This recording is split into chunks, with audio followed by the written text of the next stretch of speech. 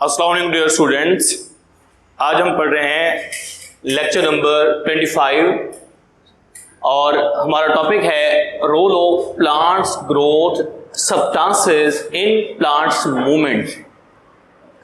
तो जो प्लांट्स हैं आपने ये आगे जाकर पढ़ना है कि जो प्लांट्स हैं इनके अंदर जितनी भी मूवमेंट्स होती हैं ये कंट्रोल करते हैं हार्मोन्स।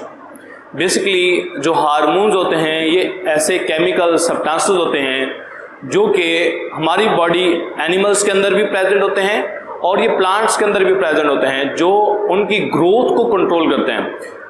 अब वो केमिकल सब्सटेंसेस जिनको हम हार्मोन्स कहते हैं प्लांट्स में ना सिर्फ ग्रोथ को कंट्रोल करते हैं बल्कि वो मूवमेंट्स को भी कंट्रोल करते हैं। जैसे कि उसकी हम आगे जाकर एग्जाम्पल पढ़ेंगे आज। सबसे पहले हम देखते हैं हमारे पास हार्मोन है auxin hormone. Auxin hormone plants के अंदर फोटो पीरियोडिज्म के मैकेनिज्म को कंट्रोल करता है।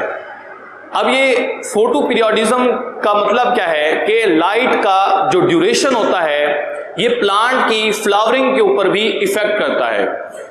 प्लांट्स अभी उस ड्यूरेशन की बेस पे प्लांट तीन तरह के होते हैं। कुछ प्लांट ऐसे होते हैं जो डे टाइम शॉर्ट डे हो तो फ्लावरिंग देते हैं, उनको हम कहते हैं शॉर्ट डे प्लांट। और इससे इसको उलट कर दे जो लॉन्ग डे के अंदर फ्लावरिंग प्रोड्यूस करते हैं हम उनको लॉन्ग डे प्लांट्स कहते हैं। और कुछ होते हैं चाहे लेंथ ड्यूरेशन जो लाइट डे की है वो बढ़ जाए या कम हो जाए इसका उनका फ्लावरिंग के ऊपर कोई इफेक्ट नहीं पड़ता, तो उन्हें हम कहते हैं क्या कहेंगे, उनको डे न्यूट्रल प्लांट्स कहते हैं।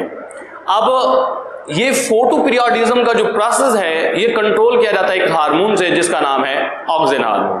पॉइंट नंबर 2, रूट हो चाहे स्टेम हो जो इनकी टॉप पोजीशन होती है जिनको हमने अपेक्स का नाम दिया हुआ है या हम उनको कहते हैं क्लेप्टाइल्स, क्या कहते हैं, क्लेप्टाइल स्टम्स। क्लेप्टाइल जो स्टम्स हैं इनके ऊपर जो सेल्स होते हैं जिनको हम मेरिस्टेमेटिक सेल्स का नाम भी देते हैं वो बेसिकली किससे कंट्रोल होते हैं, उनको भी हार्मोन्स कंट्रोल करते हैं। उनकी जो डिवीजन होती है वो हार्मोन्स से कंट्रोल होती है। वो हार्मोन्स कौन सा है, ऑक्सिन हार्मोन। क्लियर? इसको हम रीड कर लेते हैं। Unequal distribution of auxin. Auxin की अनइक्वल डिस्ट्रीब्यूशन की बेस पे अगर ऑक्सिन हार्मोन जो प्रोड्यूस होता है वो टॉप से अपेक्स से प्रोड्यूस होता है तो ये जाकर जो लोअर पोर्शन होती है, लोअर बड होती हैं स्टेम के अंदर या रूट के अंदर, उनको जाकर इनहिबिट कर देते हैं और जो टॉप सेल पोजीशन होगी उसकी ग्रोथ फास्टर होगी। इस वजह से हम कह सकते हैं कि produce unequal cell enlargement causing a bend in organ towards source of light। कि जब ये unequal distribution में होते हैं तो रूट और स्टेम जो हैं लाइट के इफेक्ट की वजह से उनके अंदर बेंडिंग आ जाती है कि जिस तरफ लाइट होगी उस तरफ जो है उनकी ग्रोथ फास्टर होगी और जिस तरफ लाइट प्रेजेंट नहीं होगी उस तरफ उनकी ग्रोथ। जैसे कि अगर हम थोड़ी सी डायग्राम देख लें, फॉर एग्जांपल ये हमारे पास है टिप ऑफ स्टेम और अब ये पार्ट क्या कहलाएगा, अपेक्स। और इस अपेक्स में फॉर एग्जांपल ये हमारे पास हार्मोन है जिसका नाम अभी हमने देखा ऑक्सिन हार्मोन और लोअर पोर्शन में अब यहां से रिलीज हो रहा है। तो क्या होगा, अगर इस तरफ से लाइट है तो इसकी जो ग्रोथ होगी वो किस तरफ ज्यादा होगी, अब ये डिवाइड होगा तो इस तरफ जो है इसकी बेंडिंग हो जाएगी। अब ये बेंडिंग किस वजह से हुई, ऑक्सिन हार्मोन की वजह से। क्लियर? इसके बाद पॉइंट नंबर 3 है, हमने ग्रेविट्रोपिज्म पढ़ा था ट्रॉपिक मूवमेंट्स के अंदर, जिसमें क्या होता है जो रूट है वो टूवर्ड द सोर्स जो है वो मूव करती है, जिसको आपने कहा था कि जो ग्रेविटी है वो उसकी तरफ मूव करे तो हम उसे पॉजिटिव ग्रेविट्रोपिज्म कहते हैं। और जो रूट होती हैं वो पॉजिटिव ग्रेविट्रोपिज्म दिखाती हैं और जो शूट है वो नेगेटिव ग्रेविट्रोपिज्म, क्योंकि ग्रेविटी अगेंस्ट मूव कर रहा होता है। तो देखें इसमें स्टिमुलस के अवे थे और लेकिन ये प्रोसेस जो कंट्रोल होता है वो किससे कंट्रोल होता है, ऑक्सिन हार्मोन से कंट्रोल होता है।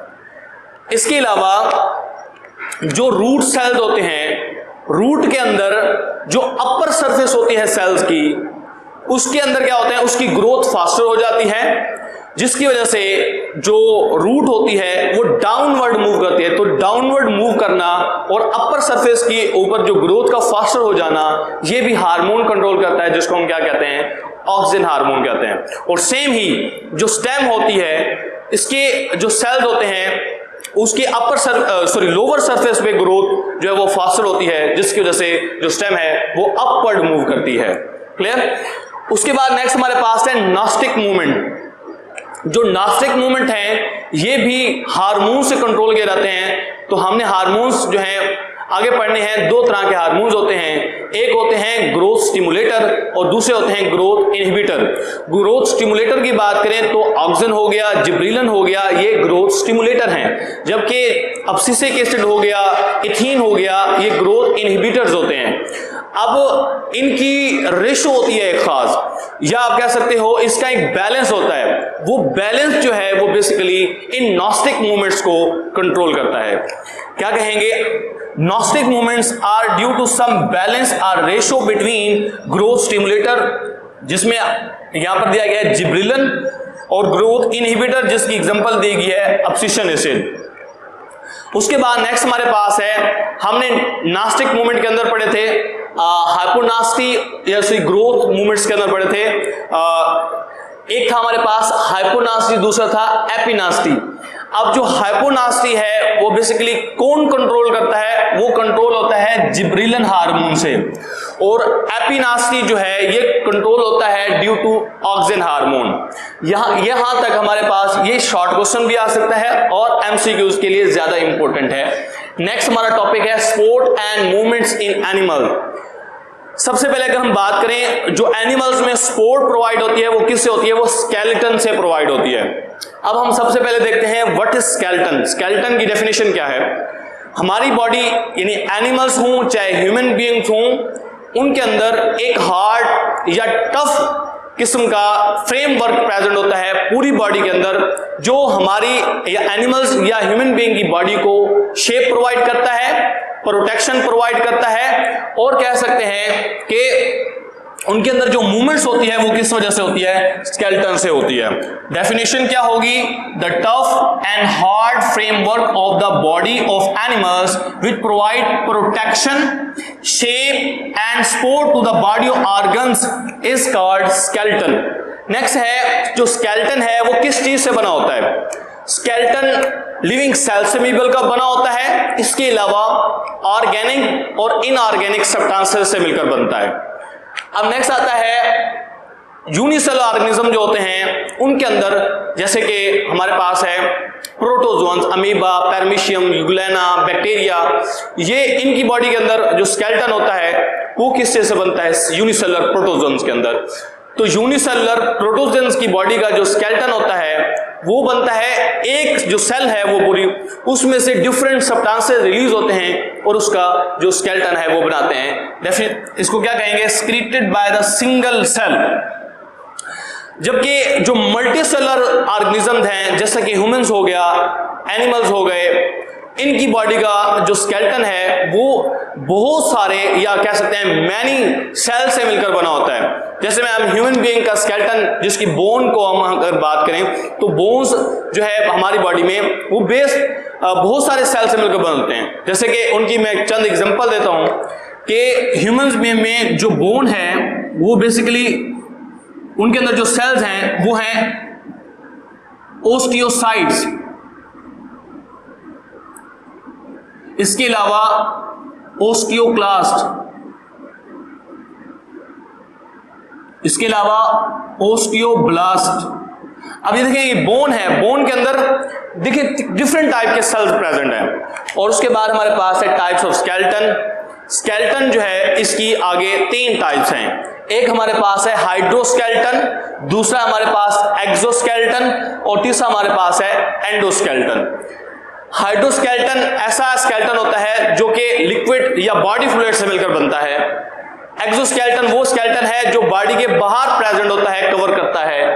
एंडोस्केलेटन वो स्केलेटन है जो बॉडी के अंदर स्केलेटन प्रेजेंट होता है। सबसे पहले हम एक्सप्लेन करते हैं हाइड्रोस्केलेटन। जैसे कि वर्ड से ड्राइव हो रहा है हाइड्रो, स्टैटिक स्केलेटन, यानी जिसके अंदर water like material fluid body का जो फ्लूइड होता है वो बेसिकली उसके अंदर ये एबिलिटी होती है कि वो एनिमल को सपोर्ट प्रोवाइड करे और जो है उसकी पोजीशन को मेंटेन करे। तो ऐसे स्केलेटन को हम नाम देते हैं हाइड्रोस्केलेटन। डेफिनेशन क्या होगी? Animals which lack hard skeleton having a fluid filled gastrovascular cavity or coelom, यानी कि बॉडी की जो कैविटी होती है उसके अंदर क्या प्रेजेंट होता है? फ्लूइड लाइक मटेरियल प्रेजेंट होता है जो क्या करता है? एक्ट एज स्केलेटन, जो स्केलेटन के तौर पर काम करता है, which provide support and resistance to the contraction of muscles for motility, कि जो मसल्स होते हैं वो बेसिकली जब कॉन्ट्रैक्ट करते हैं वो कॉन्ट्रैक्शन की वजह से जो रेजिस्टेंस प्रोड्यूस होती है वो जो है हेल्प करती है मोटिलिटी उसको मूव करने के अंदर। तो इसको हम कहते हैं हाइड्रोस्केलेटन। हाइड्रोस्केलेटन किसके अंदर पाया जाता है उसकी एक हमारे पास एग्जांपल है, हमारे पास cnidarians, annelids and other soft body invertebrates, यानी कि कैनाइडेरियन, एनालिड्स और सॉफ्ट बॉडी इनवर्टिब्रेट्स के अंदर कौन सा जो है वो स्केलेटन पाया जाता है? Hydrostatic skeleton. एग्जांपल है हमारे पास दो, एक है जेलीफिश या कैनाइडेरियन सी एनीमोन की, दूसरी है अर्थवर्म की। स्टारफिश हो चाहे सी एनीमोन हो, जिसको हम जेलीफिश की भी कहते हैं, इसकी मैंने यहां पर डायग्राम बनाई है। इसकी जो अपर पोर्शन होता है अम्ब्रेला लाइक स्ट्रक्चर होता है और दूसरी साइड पे फ्लैजेला लगे होते हैं, फ्लैजेला लाइक स्ट्रक्चर। इसकी बॉडी के अंदर जो है वो बॉडी फ्लूइड जो है वो प्रेजेंट होता है और इसके अराउंड जो है वो सर्कुलर मसल्स प्रेजेंट होते हैं। अब जब ये इसका माउथ ओपनिंग जब ओपन होती है तो ये अपनी बॉडी में वाटर को स्टोर कर लेता है। वाटर जब स्टोर हो जाता है फिर इसके जो सर्कुलर मसल्स होते हैं वो कॉन्ट्रैक्ट करते हैं। सर्कुलर मसल्स के कॉन्ट्रैक्ट करने की वजह से जो वाटर होता है वो बैकवर्ड यानी कि बाहर मूव करेगा। अब जब वाटर लाइक मटेरियल बाहर मूव करता है यानी सी वाटर जब बाहर चला जाएगा, अब वाटर पीछे जाएगा और जो सी एनीमोन होगा वो इसके इफेक्ट में फॉरवर्ड मूव करेगा। इस तरह से जब कॉन्टैक्ट होते हैं वाटर बाहर निकालते हैं और जो फ्रिक्शन यानी कि उससे जो पानी को जब आगे खींचेगा तो खुद जो एनिमल है जिसको हम क्या कह रहे हैं जेलीफिश, वो फॉरवर्ड मूव करेगा। लास्ट है हमारे पास अर्थवर्म। अर्थवर्म की बॉडी के अंदर भी हाइड्रोस्केलेटन होता है। अर्थवर्म की बॉडी के अंदर डिफरेंट कंपार्टमेंट बने होते हैं और वो कंपार्टमेंट सेप्टा के जरिए डिवाइडेड होते हैं। अर्थवर्म की बॉडी के अंदर जो कंपार्टमेंट हैं उनके अंदर दो तरह के मसल्स होते हैं, एक लेंथ के अलोंग होते हैं, उनको हम कहते हैं लॉन्गिट्यूडनल मसल, एक जो है वो सर्कल फॉर्म में मौजूद होते हैं, उनको हम कहते हैं सर्कुलर मसल। अब मैंने यहां पर एक ये रिप्रेजेंट किया हुआ है अर्थवर्म को, आप देख सकते हैं डिफरेंट कंपार्टमेंट्स बने हुए हैं। अब एक कंपार्टमेंट के अंदर ये मैं मसल जो शो कर रहा हूं ये है लॉन्गिट्यूडनल मसल, और मैं जो रेड कलर से शो कर रहा हूं ये हमारे पास है सर्कुलर मसल। याद रखिएगा जब लॉन्गिट्यूडनल मसल्स कॉन्ट्रैक्ट होंगे तो कंपार्टमेंट शॉर्टन हो जाएगा और इसका जो डायामीटर है वो बढ़ जाएगा। इस तरह से जो रेड कलर से मैंने शो किए हैं जिनको मैंने सर्कुलर मसल कहा है, जब ये कॉन्ट्रैक्ट होंगे तो क्या होगा, जो कंपार्टमेंट है वो इलोंगेट हो जाएगा और डायमीटर कम हो जाएगा। तो इससे क्या होता है, alternative wave of contraction and relaxation of longitudinal and circular muscle provide movement, यानी कि वो फॉरवर्ड मूव करेगा। और इसी तरह से हर कंपार्टमेंट में पेयर्ड स्ट्रक्चर होते हैं जिनको कहते हैं सीटा, जिसके जरिए वो सॉइल के साथ जो है वो अटैच हो जाता है, जो भी ऑब्जेक्ट होगा उसके साथ अटैच होते हैं। और इस तरह से alternative contraction and relaxation of the wave like movements की वजह से जो हमारे पास अर्थवर्म है वो मूव करते हैं। तो इसको रीड कर लेते हैं, सर्कुलर मसल जब कॉन्टैक्ट होंगे तो इलोंगेट हो जाएंगे कंपार्टमेंट, और जब लॉन्गिट्यूडनल मसल कॉन्टैक्ट होंगे तो शॉर्ट हो जाएंगे कंपार्टमेंट। इनकी अल्टरनेटिव कंट्रैक्शन और रिलैक्सेशन और सीटा की मदद से जो है वो अर्थवर्म मूव करेंगे और ये स्केलेटन को मूवमेंट के अंदर हेल्प कर रहा है। यहां पर हमारा लेक्चर एंड होता है। Thank you class, Allah Hafiz.